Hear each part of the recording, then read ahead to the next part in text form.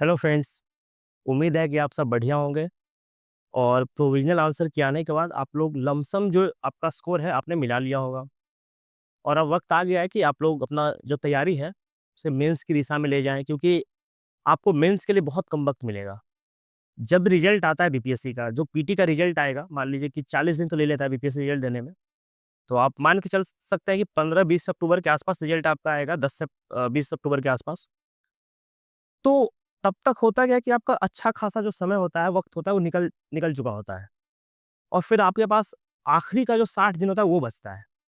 और अगर रिज़ल्ट आने के बाद आप तैयारी स्टार्ट करते हैं, तो आपके पास समय बहुत कम बचता है। आपको आंसर राइटिंग भी करना है, पूरा मेंस अच्छे से पढ़ना है, डीआई पढ़ना है, साइंस एंड टेक पढ़ना है एंड मोस्ट इम्पोर्टेंटली आपको एसे भी करना है। तो इन सब के लिए बहुत कम वक़्त होता है, क्योंकि आपको पढ़ना भी है, सब कुछ याद भी करना है। अब देखिए, पीटी तो है नहीं कि आपको टिक मारना है, वहाँ प्रॉपर आपको याद करना और लिखना है। तो इसलिए पीटी खत्म हो गया 13 तारीख को, आपने ब्रेक ले लिया, 10 दिन का ब्रेक भी हो गया ऑलमोस्ट। तो अब क्या है कि तैयारी आपको स्टार्ट कर देना चाहिए। तो उसी संदर्भ में हम लोग का जो मेंस कोर्स है, तो हम लोग का जो मेंस कोर्स है वो हम लोग किस दिशा में लेके जाएँगे, कैसे लेके जाएँगे, कितना टॉपिक हम लोग कवर करेंगे, क्या-क्या सिलेबस हम लोग कवर करेंगे, प्रॉपर शेड्यूल। उस शेड्यूल से पहले हम लोग पीवाईक्यू डिस्कस करेंगे, पूरा हिस्ट्री का पीवाईक्यू डिस्कस करेंगे। मान लीजिए कि 48वीं से लेकर के जब से बीपीएससी हुआ है और अभी तक का प्रॉपर थीम वाइज़ हम लोग डिस्कस करेंगे। मैं आपको दिखा देता हूँ कैसा डिस्कस हम लोग करेंगे। 1 सेकंड।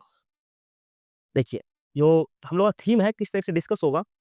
देखिए, इस तरीके से हम लोग डिस्कशन करेंगे प्रॉपर कि गवर्नमेंट ऑफ इंडिया एक्ट में अभी तक कितना क्वेश्चन आपसे पूछा गया है। जो भी क्वेश्चन आपसे गवर्नमेंट ऑफ इंडिया एक्ट में पूछा गया वो डिस्कस करेंगे हम लोग। उसका फिर ट्राइबल रिवॉल्ट हम लोग देखेंगे, गवर्नमेंट ऑफ इंडिया एक्ट पहले देखेंगे। तो ये थीम बेस्ड हम लोग क्या करेंगे कि जो सिलेबस है बीपीएससी का वो हम लोग डिस्कस करेंगे। इससे बेनिफिट क्या होगा कि जो आपका तैयारी है, ठीक है, मेंस में होता क्या है ना कि आपको मेंस का सिलेबस बहुत clearly word to word, cut to cut पता होना बहुत इंपॉर्टेंट होता है। क्योंकि अगर आपको सिलेबस मेंस का नहीं पता है, तो उसमें होता क्या है कि आपको पता नहीं आप क्या पढ़ रहे हैं, कुछ भी पढ़े जा रहे हैं, मार्केट में एक अलग ही भेड़-चाल चल रहा है, आपसे 2-4 टॉपिक आपको पढ़ा के छोड़ देगा। क्योंकि अब होता क्या है कि जैसे शॉर्ट क्वेश्चन्स पूछना शुरू किया है ना, तो बीपीएससी का दायरा बहुत बढ़ गया है। अब पिछले साल कंस्ट्रक्टिव प्रोग्राम गांधी का पूछ दिया था, तो आपको उस वे में तैयारी करना है। यहाँ पे पहले क्या होता है कि अभी आपको मौर्य पाला पढ़ा के छोड़ दिया और क्वेश्चंस एक आध वहाँ से आता है, या फिर मान लीजिए आपको एनसीएम पढ़ा के छोड़ दिया, या फिर मतलब सीडीएम पढ़ा के छोड़ दिया, जिससे लगता है हिस्ट्री कवर हो गया। नहीं, हिस्ट्री कवर करने के लिए आपको ए टू जेड प्रॉपर, क्योंकि छोटा में अगर आपका एक क्वेश्चन भी गड़बड़ा गया ना, तो हो सकता है आपका रैंक ऊपर-नीचे हो जाए या फिर आप सिलेक्शन से बाहर हो सकते हैं। तो ये सब बहुत इंपॉर्टेंट फैक्टर था, क्योंकि मैंने वो फेस किया। मैंने 68, 69, 70 लगातार 3 मेंस लिखा है। तो मुझे ये आइडिया है कि आप कैसे बहुत ही माइन्यूट मेरा जहाँ भी प्रॉब्लम है वो डीआई में प्रॉब्लम आता है। तो वो issue create one of the highest marks मुझे जीएस से मिलता है। मेरा कॉपी 68, 69 का भी 70th का तो आया नहीं है। 68, 69 का कॉपी आप देख सकते हैं, मैंने इंटरव्यू भी दिया था पहले। तो आप चेक कर सकते हैं, मेरा कॉपी जो टेलीग्राम पे अवेलेबल है। आप जाइए, आप लिंक मिल जाएगा, तो आप मेरा 68, 69 दोनों कॉपी चेक कर सकते हैं। 70th का जब कॉपी बीपीएससी अपलोड करेगी तो मैं डाल दूँगा टेलीग्राम पे, उससे आप सीख सकते हैं, आप बहुत कुछ सीख सकते हैं। आई got one of the highest marks in GS paper 1, despite कि मेरा डीआई गलत हुआ है। मेरा डीआई हमेशा 2-4 क्वेश्चन कॉम्प्रोमाइज़ रहता ही है, तब भी।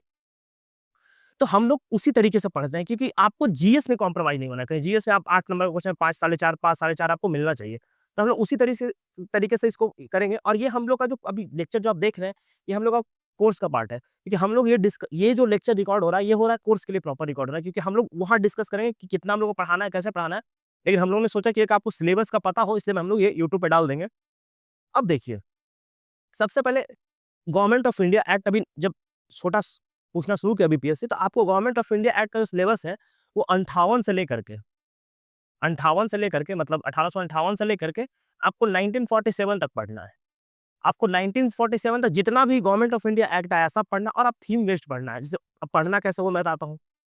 आपको प्रोविजन पता होना चाहिए कि क्या प्रोविजन है एक्ट का, प्रोविजन क्या है एक्ट का, क्रिटिसिज्म,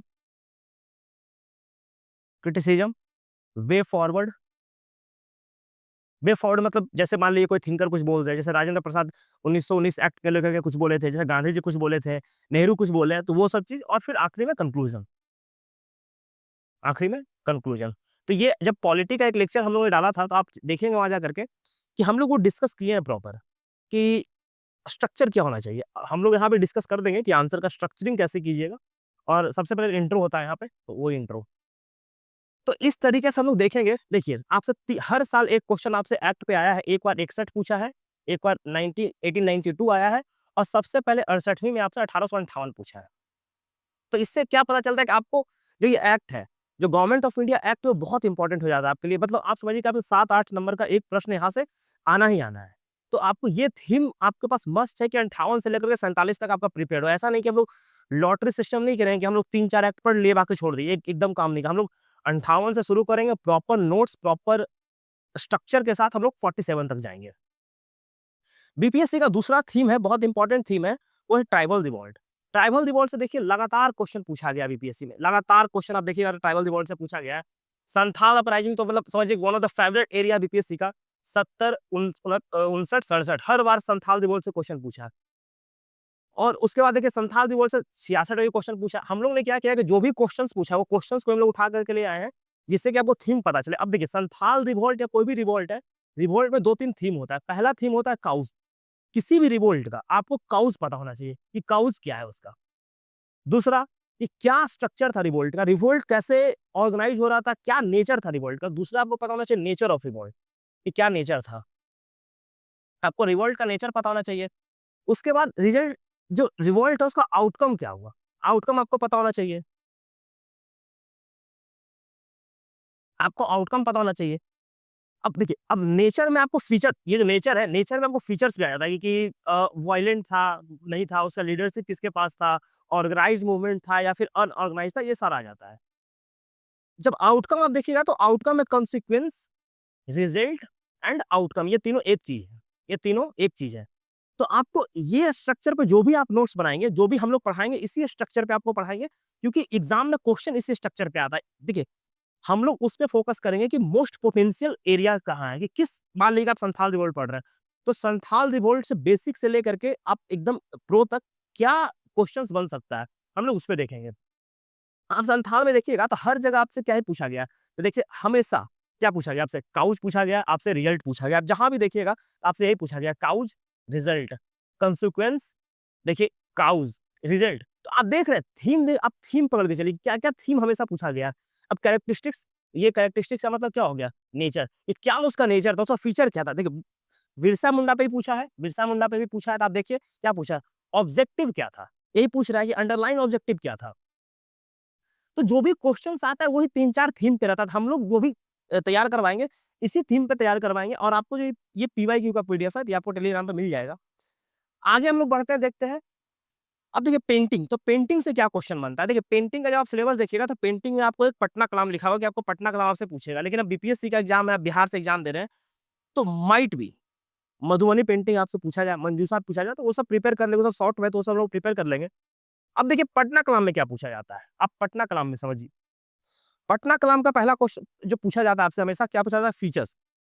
आपसे फीचर नहीं भी पूछा गया हो डायरेक्ट, तो आपको पहले इंट्रो के बाद, जैसे आप इंट्रो दीजिएगा पटना कलाम का, तो इंट्रो के बाद जब आप बॉडी में आइएगा, इंट्रो के बाद जब आप बॉडी में आइएगा, तो बॉडी में आपको फीचर्स ही लिखना है। आपको फीचर्स ही लिखना है, फीचर्स लिखना है। उसका डिक्लाइन क्यों हो रहा है वो लिखना है, उसका क्रिटिसिज्म लिखना है, कहाँ पे लैग कर रहा था, क्या प्रॉब्लम था वो लिखना है। देखिए अब देखिए आप जो भी क्वेश्चन देखिएगा हर जगह देखिए क्या लिख रहा है, सेलिएंट फीचर्स। तो आपको सिर्फ फीचर्स लिख के नहीं छोड़ना है, उसका कंटेम्परेरी रिलेवेंस भी लिखना है कि अभी अभी क्या उसका स्टेट ऑफ स्टेटस है, ये सब देखिए। और नया क्वेश्चन जोड़ा है तो ये है क्या, केव पेंटिंग। हम लोग क्या करेंगे, जो 11th क्लास का एनसीईआरटी है, introduction to arts and architecture, हम लोग वो प्रॉपर पढ़ाएंगे आपको, उसके एकदम कॉम्प्रोमाइज नहीं करा, जितना मोस्ट। और ये हम लोग लास्ट ईयर भी किए थे, आप टेलीग्राम पे देखिएगा जाकर के, तो हम लोग ने वहां से लास्ट ईयर भी पढ़ाया था, क्योंकि वहीं से क्वेश्चन बनता है। और हम लोग इस साल भी पढ़ाएंगे, 71st के लिए पढ़ाएंगे, मान के चलिए, क्योंकि टेम्पल आर्किटेक्चर से वहां से क्वेश्चन पूछा गया। और वहीं से और वहां से क्या है कि आपसे 5-7 क्वेश्चन मोस्ट पोटेंशियल है जो वहां से बनेगा। आगे हम लोग देखते हैं। अब देखिए role of Bihari national movement, ये बहुत इंपॉर्टेंट टॉपिक है। Role of Bihari national movement है। अब इसमें देखिए ज्यादातर जो प्रश्न है वो क्विट इंडिया मूवमेंट से आपसे पूछा गया है, क्यूआईएम से पूछा गया है। अब जब क्यूआईएम से आपसे पूछा गया तो सिर्फ क्यूआईएम, आपको क्यूआईएम नहीं लिखना है, आपको आजाद दास्ता जो था, आजाद दास्ता जो था, उसे लेकर के भी आपको यहाँ पे लिखना पड़ेगा। और जब आजाद दास्ता का बात कीजिएगा तो आपको जेपी के बारे में लिखना पड़ेगा, जेपी के बारे में लिखना पड़ेगा, जेपी कैसे आजाद दास्ता को ऑर्गेनाइज करते हैं, आजाद दास्ता जो था कैसे अंडरग्राउंड एक्टिविटीज करता है, इन सब चीजों पे आपको फोकस करके चलना पड़ेगा। उसके बाद जो बिहार का रोल है वो आपको सिर्फ क्यूआई में देखने को नहीं मिलता है, बिहार का रोल आपको देखने को मिलेगा एमसीएम में, सीडीएम में और इंडिविजुअल सत्याग्रह में। इंडिविजुअल इंडिविजुअल सत्याग्रह में। तो आपको ये सारा थीम पकड़ करके चलना है। ऐसा नहीं कि हम लोग सिर्फ क्यूआईएम पढ़ के छोड़ दिए, नहीं। हम लोग पढ़ाएँगे तो आपको सारा थीम पकड़ के लेके चलेंगे कि क्या पता अगली बार आपसे एनसीएम पूछ दे और बिहार का रूल पूछ दे। कुछ भी पूछ सकता है। तो हमारा जो कवरेज होगा, हम लोग लास्ट में देखेंगे कि कैसे हम लोग उस शेड्यूल को बनाए हैं कि कैसे आपका कॉम्प्रिहेंसिव कवरेज होगा। क्रैश कोर्स का मतलब देखिए, क्रैश कोर्स में बच्चा क्रैश करता है, पढ़ता नहीं है, क्रैश कर जाता है माल। तो हम लोग का क्रैश व्रैश कोर्स है नहीं, हम लोग प्रॉपर फाउंडेशन कोर्स टाइप से ही मेंस को पढ़ाएँगे, एकदम डिटेल में पढ़ाएँगे। आपको उसके लिए निश्चिंत रहना। और जैसे हम लोग पढ़ाएँगे, आपको उसको ब्लाइंडली फॉलो करना है। मैं गारंटी के साथ कहता हूँ 99.9% प्रश्न आपका यहीं से सॉल्व हो जाएगा, इतना डिटेल हम लोग पढ़ाने वाले हैं। लास्ट में भी पढ़ाए थे, इस बार भी पढ़ाएँगे। आगे हम लोग देखते हैं, देखिए, अब क्या पूछा है? Describe the contribution of Bihar in individual satyagraha. अब इंडिविजुअल सत्याग्रह में आपको बात करें कि पहले सत्याग्रही कौन थे? तो श्री कृष्ण सिंह जो थे बाबू, वो पहले सत्याग्रही थे। तो आपको इस तरह से बात करना, अनुग्रह नारायण दूसरे सत्याग्रही थे। तो इस तरह से आपको लेकर के चलना है आंसर को। इसका अब इंडिविजुअल सत्याग्रह में क्या था फीचर? इसका फीचर्स क्या था? ये भी आपको लिखना है कि जो भी सत्याग्रही थे वो क्या करते थे, जा करके भाषण देते थे। अपना freedom of speech and expression को एक्सप्रेस करते थे कि ब्रिटिश क्या कर रहा था कि वो विदाउट आस्किंग इंडियंस वो भारत का पार्टिसिपेशन करवा दिया था वर्ल्ड वॉर 2 में।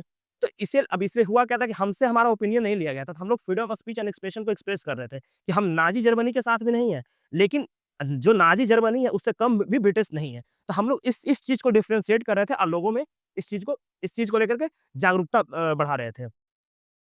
अब आगे हम लोग देखते हैं मौर्यन आर्ट्स, कि मौर्यन आर्ट्स से क्या-क्या क्वेश्चन पूछा गया मौर्यन एज से। तो बीपीएससी का मौर्यन एज बहुत ही फेवरेट टॉपिक है। मौर्यन एज में होता क्या है कि आपसे स्मॉल प्रश्न भी पूछा जाएगा और 38 नंबर में दोनों पूछा जाता है। आप अब इसमें बीपीएससी पता नहीं क्या सोचती है कि आपको 8 नंबर में जो 38 नंबर का कंटेंट है वो भी लिखना है और जो 8 नंबर का कंटेंट है वो आपको 38 नंबर में लिखना है। मतलब दोनों को आपको लेकर के चलना है। देखिए 69th और 70th में शॉर्ट में आपको सिर्फ दे दिया गया था मौर्यन आर्ट एंड आर्किटेक्चर। तो जब भी इस टाइप का आपसे प्रश्न पूछा जाए, जब भी सिर्फ आपको ये दे दिया जाए 8 आरपी सेकंड में, तो आपका जो मेनली फोकस होना चाहिए, जो आपका फोकस एरिया होना चाहिए, वो फोकस एरिया होना चाहिए पिक्टोरियल रिप्रेजेंटेशन पे, स्ट्रक्चर पे, डायग्राम पे, डायग्रामेटिक रिप्रेजेंटेशन, डायग्रामेटिक रिप्रेजेंटेशन। आपका फोकस यहाँ से हो जाना चाहिए क्योंकि आप डायग्राम बनाकर के ही चीज़ों को प्रेजेंट कर पाएँगे। जैसे कि मान लीजिए पिलर आपको बनाना है, तो आप पिलर बनाकर के ही जो इसका जो डायग्राम है, इससे आप दिखा पाएँगे कि ये पिलर है। जो चैत्याज हो गया, जो बिहाराज हो गया, तो आप उसी चीज़ को दिखा पाएँगे। तो इसमें फ़ोकस वहाँ होना चाहिए आपका। आपको कीवर्ड्स पता होना चाहिए सबका फीचर्स का, कि क्या-क्या कीवर्ड्स हो सकता है इसमें। अब जैसे देखिए, अब यहाँ पे आपको मौर्यन फीचर्स पूछा है, तो आप फीचर्स भी किसके थ्रू बताइएगा? तो जो उसका 2 पार्ट था मौर्य का, एक तो पॉपुलर आर्ट था, एक कोर्ट आर्ट था। एक कोर्ट आर्ट था और एक पॉपुलर आर्ट था। एक था कि जो कोर्ट पैट्रोनाइज़ करता था, एक जो था आम जनता पैट्रोनाइज़ करके बनाती थी। तो आम जनता के लिए था, इसमें था। अब देखिए, आपसे हमेशा जो देखिएगा, जो थीम है प्रश्न का, हमेशा देखिए सैलिएंट फीचर्स ही आपसे पूछा गया है। तो इसी थीम को पकड़ के तैयारी करना है, इसी थीम को पकड़ के हम लोग चलेंगे और सिलेबस अपना कंप्लीट करेंगे। नेक्स्ट देखते हैं, आगे देखिए पाला आर्ट। मौर्य पाला तो बीपीएससी का फेवरेट है। अब पाला में देखिए आपसे क्या पूछा है? डिस्कस द फीचर्स ऑफ पाला आर्ट। यहाँ भी आपको फीचर्स ही डिस्कस करना है। और जो पाला आर्ट का जो रिलेशन है बुद्धिज़्म के साथ, अब देखिए बुद्धिज़्म तो हम लोग आपको अलग से ही पढ़ाएँगे क्योंकि बुद्धिज़्म, जैनिज़्म से प्रश्न आ रहा है। तो वो तो हम लोग अलग से भी करेंगे क्योंकि जैसे बिहार था, उसमें जो कल्चरल राइज़ था, रिलिजियस राइज़ था, तो उन सबको भी लेकर के हम लोग चलेंगे। आगे बढ़ते हैं, हम लोग देखते हैं, जब चलिए आते हैं वेस्टर्न एजुकेशन। अब देखिए वेस्टर्न एजुकेशन बिहार जो बीपीएससी है उसका बहुत ही फेवरेट एरिया में आता है। हर साल आपको यहाँ से प्रश्न आएगा, वेस्टर्न एजुकेशन और मॉडर्न एजुकेशन। Modern education. देखिए examine and the expansion of western education in Bihar. देख रहे हैं प्रश्न 17वीं बीपीएससी में। उसके बाद आप देखिए trace the development of the modern education 69वीं में। देख रहे हैं, हर साल आपसे यहाँ से क्वेश्चन पूछा, तो ये बहुत ही वीवीआई लगा। यहाँ से क्वेश्चन आपको हर साल आता है। अब इसमें क्या है कि अगर आप जनरलिस्टिक आंसर लिखिएगा, तो आपको 12-13 नंबर देके छोड़ देगा। अब इसका जो अब सबसे सही तरीका होता है लिखने का, आप उसको फ्लो चार्ट में लिखिए। आप फ्लो चार्ट बना करके, यहाँ मैं लिख देता हूँ। आप इसे फ्लो चार्ट में रिप्रेजेंट कीजिए। फ्लो चार्ट के थ्रू। आप फ्लो चार्ट के थ्रू दिखाइए कैसे स्टार्ट कहाँ से हो रहा है और एंड कहाँ हो रहा है। क्या-क्या एजुकेशनल इंस्टीट्यूशन बिहार में बन रहा है, इन सबको फ्लो चार्ट के थ्रू दिखाइएगा तो ज़्यादा बेहतर रहता है। अब ये इसका प्रश्न है सारा, आगे हम लोग बढ़ते हैं। 1857 रिवॉल्ट, बीपीएससी का one of the favourite area और कुंवर सिंह, जहाँ से आपको प्रश्न देखने को मिलेगा ही। अब देखिए 1857 रिवॉल्ट का 3-4 थीम इसका भी है। अब एक तो थीम पहला है कि काउज़, काउज़ कि क्या काउज़ रहा, ठीक? दूसरा इसका है कि आउटकम, कि आउटकम क्या रहा? और अगर आप पूछे तो इसका नेचर क्या रहा, नेचर? 1857 रिवॉल्ट का नेचर क्या था? जहाँ हम लोग मजमूदार का स्टेटमेंट देखते हैं कि मजमूदार क्या मानते हैं, सावरकर इसे क्या मानते हैं, एसएन सेन इसे क्या मानते हैं, डिफरेंट डिफरेंट पर्सनैलिटी की इसका एनालिसिस कैसे करते हैं, जेएन नेहरू क्या बोलते हैं, इन सब चीज़ों को। और इसके साथ-साथ 1857 सबसे इम्पोर्टेंट थीम क्या है कि कुँवर सिंह का, कुँवर सिंह का। जहाँ से आपको प्रश्न देखने को हमेशा मिलता है कि बिहार का रोल क्या है? देखिए, examine the contribution of Bihar. अब जब कंट्रीब्यूशन ऑफ बिहार पूछेगा तो आपको सिर्फ कुंवर सिंह का बात नहीं करना है। आपको प्रॉपर पीर अली का ही बात करना पड़ेगा, कि कैसे पटना में स्टार्ट हुआ, कैसे देवघर से स्टार्ट होता है मूवमेंट और फिर पटना पहुँचता है, फिर पटना में पीर अली के साथ क्या होता है, फिर कुंवर सिंह के पास रिवॉल्ट पहुँचता है जगदीशपुर। तो हम लोग ये सब पे डिस्कस करते चलेंगे। और इसे एक थीम या क्रिटिकली एग्जामिन, मतलब आपको क्रिटिकली एग्जामिन करते चलना है कि कहाँ-कहाँ लैकुना था, कहाँ-कहाँ पे इश्यू आ रहा था। ये हम लोग डिटेल में ये सब करेंगे। मैं भी बस एक क्वेश्चन के थ्रू आपको समझाना चाह रहा हूँ कि हम लोग भी सिलेबस डिस्कस कर रहे हैं, क्वेश्चन के थ्रू, कि कैसे-कैसे बीपीएससी का सिलेबस है जो कि हिस्ट्री में आपसे प्रश्न पूछता है। अब देखिए हम लोग पर्सनैलिटी देखते हैं, अच्छा 1 सेकंड। अब हम लोग पर्सनैलिटी देखते थे, पर्सनैलिटी में क्वेश्चन गांधी से बनता है। अब गांधी जी से आपसे 3-4 क्वेश्चन बनेगा। सबसे पहले देखिए कंस्ट्रक्टिव प्रोग्राम पूछ दिया था गांधी जी का 17वीं में, कि कंस्ट्रक्टिव प्रोग्राम आपको बताना है, गांधी जी का कंस्ट्रक्टिव प्रोग्राम क्या-क्या था। गांधी जी का व्यूज ऑन सत्याग्रह पूछता है। हम लोग प्रॉपर डिटेल में गांधी जी को पढ़ेंगे एकदम अच्छे से। गांधी जी का व्यूज क्या है, कास्ट पे, वर्ण पे, रिलीजन पे गांधी जी का व्यूज क्या है? या फिर गांधी जी का जो गांधी जी का थॉट है वो प्रेजेंट में कितना सिग्निफिकेंट है? ये बहुत इंपॉर्टेंट प्रश्न है। ये देखिए, ये जो है ना, ये आपको ऐसे भी यहाँ से आ सकता है। आपसे इस पे ऐसे ही पूछा जा सकता है, गांधी जी का जो थॉट है, सोशियो रिलीजियस जो भी थॉट, इकोनॉमिक थॉट है, तो उसका प्रेजेंट में कितना रेलेवेंट है, प्रेजेंट टाइम पे वो कितना प्रैक्टिकल है? ये भी प्रश्न यहाँ से बनता है। गांधी के बाद देखिए टैगोर है, जो सिलेबस में है, टैगोर को पढ़ना है। टैगोर में, अब टैगोर का देखिए सबसे इम्पोर्टेंट थीम क्या है, टैगोर का नेशनलिज्म, जहाँ से सबसे ज़्यादा क्वेश्चन बनने, क्योंकि टैगोर का जो नेशनलिज्म था, वो बाकी नेशनलिज्म से भिन्न था। और मैं गारंटी के साथ कहता हूँ कि मैक्सिमम लोग जो बीपीएससी को पढ़ा रहे हैं, उनको टैगोर का नेशनलिज्म नहीं पता होगा। अगर मैं एक्सप्लेन करने का दूँ, तो बहुत लोग एक्सप्लेन नहीं कर पाएँगे टैगोर का नेशनलिज्म, क्योंकि टैगोर का नेशनलिज्म बहुत ही कॉम्प्लेक्स है। अब टैगोर का नेशनलिज्म के साथ-साथ एक बार बीपीएससी क्या पूछा था, जो पूछ दिया था कि जो टैगोर का आइडियाज़ है, जैसे लिटरेचर का आइडियाज़ है, कल्चर का आइडियाज़, उसका सिग्निफिकेंस पूछ दिया था। तो वो भी हम लोग देख लेंगे, लेकिन ज़्यादा फोकस हम लोग का नेशनलिज्म पे रहेगा, क्योंकि नेशनलिज्म टैगोर का जो अभी के परिप्रेक्ष्य हम लोग नेशनलिज्म देखते हैं। जो हम लोग पैट्रियोटिज़्म, नेशनलिज्म, इसमें डिफरेंस नहीं कर पाते, लेकिन जो टैगोर का नेशनलिज्म था, इनका कॉस्मोपॉलिटन नेशनलिज्म था, जिसमें कि ये हम लोग अभी देखते हैं ना, वर्ल्ड वर्ल्ड व्यू का जो बात करते हैं, कि मतलब वर्ल्ड सिटीजन का बात करते हैं, वहाँ था जहाँ पे टैगोर क्रिटिसाइज़ करते हैं प्रेजेंट फॉर्म ऑफ नेशनलिज्म को। जो एग्रेसिव नेशनलिज्म है ब्रिटेन का, जो कैपिटलिज्म से जो पैदा हुआ नेशनलिज्म है, उसको टैगोर बहुत क्रिटिसाइज़ करते हैं, और वो कॉस्मोपॉलिटिज़न का आइडिया देते हैं, जिससे कि वसुधैव कुटुंबकम का जो हम लोग बात करते हैं, वहाँ से। तो ये सब बहुत इंपॉर्टेंट है। हम लोग अब देखिए, टैगोर को हम लोग सिर्फ नेशनलिज्म के पर्सपेक्टिव से नहीं पढ़ेंगे, टैगोर को हम लोग एसे के पर्सपेक्टिव से ही पढ़ेंगे, जीएस में ही। कि अगर आपसे ऐसे लिखने को आता है, तो आप कैसे ऐसे को लिखेंगे? आगे देखिए, देखते हैं टैगोर के बाद नेक्स्ट पर्सनैलिटीज़। देखिए जेएल नेहरू का 2 जगह बहुत प्रश्न बनता है। पहला, इनका जो कम्युनलिज़्म पे आइडिया क्या था, और दूसरा इनका सेक्युलरिज़्म पे। यहाँ से बहुत प्रश्न बनता है। बाकी एक जो इनका पंचशील था, फॉरेन पॉलिसी,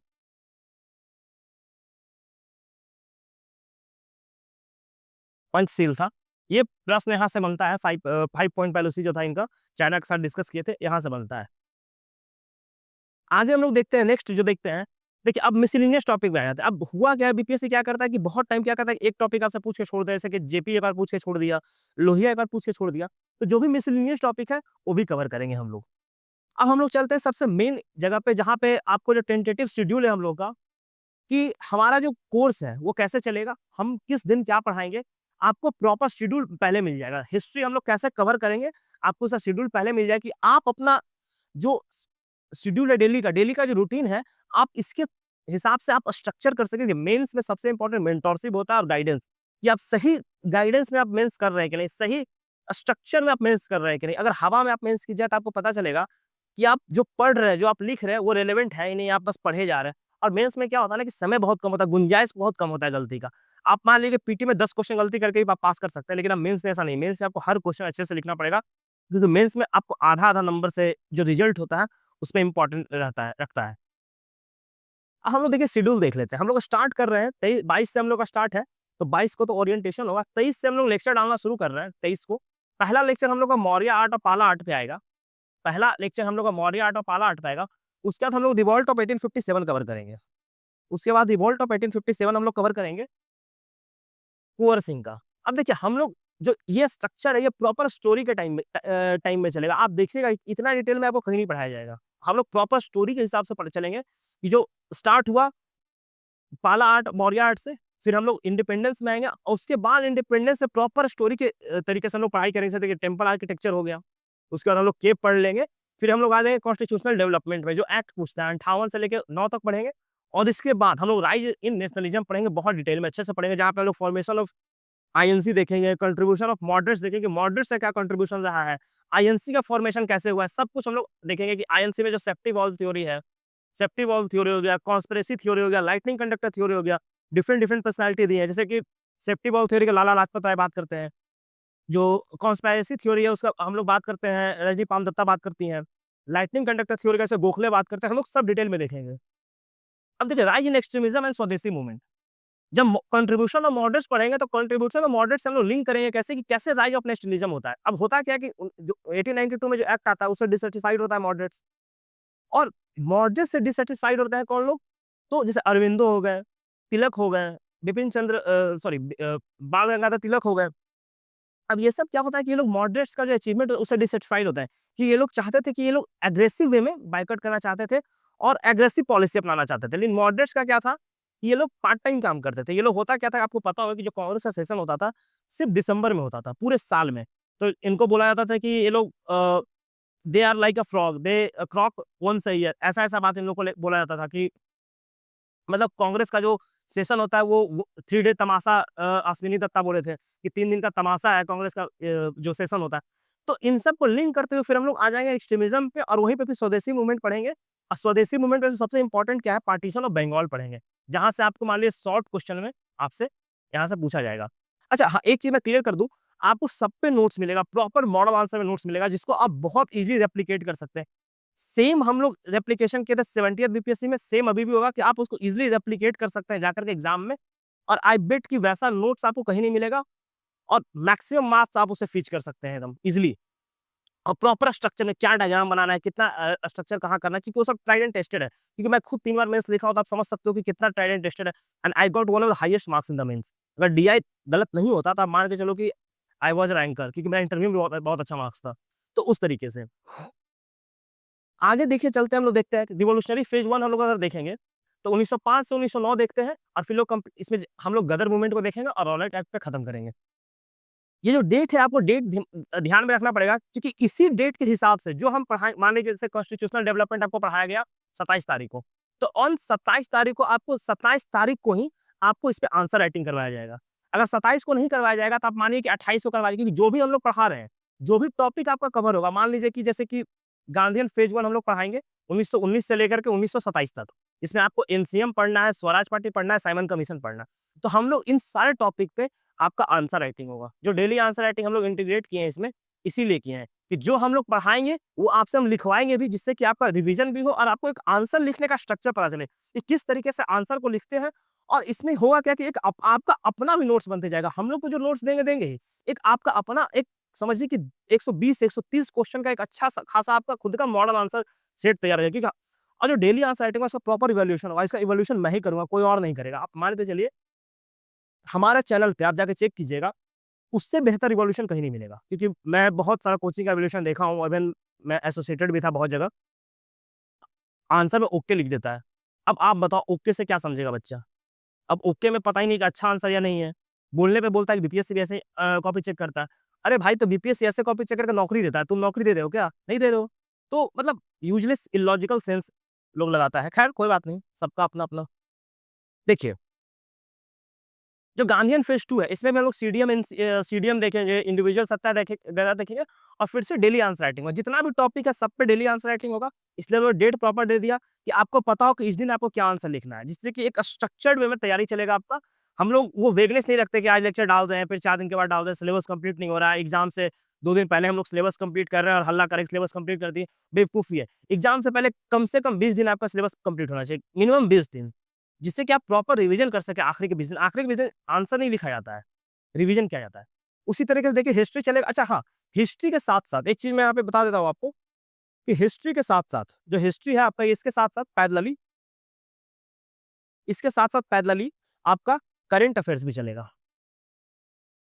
आपका पैरेलली करंट अफेयर्स भी चलेगा।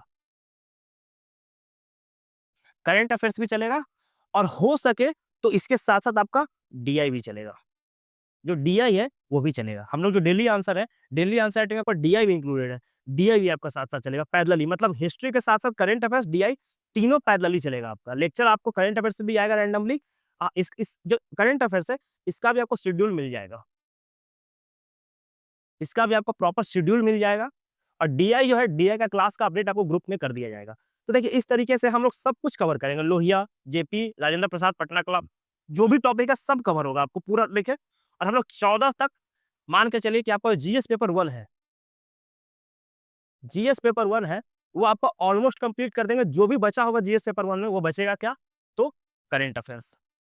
ये करंट अफेयर्स हम लोग चाह रहे हैं कि आपको लंबा लेके चले, क्योंकि करंट अफेयर्स क्या होता है ना कि आखिरी तक धीरे-धीरे हम लोग पढ़ाएँगे, जिससे कि आप पे बर्डन ना हो, क्योंकि आपको टेस्ट भी लिखना है, आपको ऐसे भी प्रिपेयर करना है। तो करंट अफेयर्स हम लोग खत्म करेंगे। तो 14 तक देखिए आपका कंप्लीट हो जाएगा। मान के चलिए कि 14 तारीख तक आपका हिस्ट्री कंप्लीट हो जाएगा। डीआई और करंट का आपको मान के चलिए कि 50% आपका कंप्लीट हो जाएगा, 50%। 50% जो है आपका करंट अफेयर्स का कंप्लीट हो जाएगा। तो जो हम लोग का अगला 40 दिन बचेगा, हम लोग अगला 40 दिन में खत्म करेंगे क्या? तो हम लोग अगला 40 दिन में खत्म करेंगे। जो नेक्स्ट 40 डेज़ होगा, नेक्स्ट 40 डेज़ जो होगा, उसमें हम लोग ख कंप्लीट करेंगे क्या? तो हम लोग कंप्लीट करेंगे जीएस 2। जीएस 2 अब जीएस 2 में डिटेल में आपको आएगा। जैसे अभी मैंने आपसे हिस्ट्री के लिए आपको बताया, वैसे आपको जीएस पेपर 2 में भी मिलेगा। उसका टेंशन नहीं ले। जीएस पेपर 2 में क्या आपको आएगा? ज्योग्राफी आएगा आपको, इकोनॉमिक्स आएगा, पॉलिटी आएगा और साइंस एंड टेक आएगा।